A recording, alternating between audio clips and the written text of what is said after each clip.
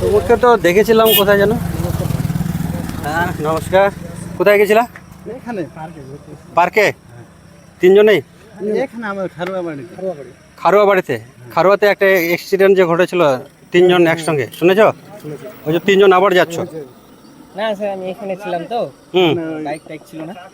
তুমি জানো পোলের মধ্যে মেরেছিল যে? হ্যাঁ হ্যাঁ হ্যাঁ, ওটা অনেক দিন হয়ে গেল, প্রায় বেশি দিন হয়নি। 6-7 মাস হয়ে ধর গেল। 3 মাসের মতো, 2-3 মাস, দেখেছিলাম, আমিও দেখেছি। ঠিক আছে। ওটা স্পট ডেথ হয়েছিল।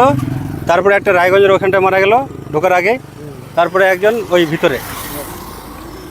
এবার যখন গাড়ি থাকবে তখন তো এদিক ওদিক মানে দেখার কোনো চান্সই থাকবে না। করে পুরো ফ্যামিলিটা আছে, বাবা মা তো আছে। বিয়ে করেছেন না? বিয়ে হয়নি কারো? আমার হয়নি, ওদের দুজনের হয়েছে। আমাদের দুজনের হয়েছে।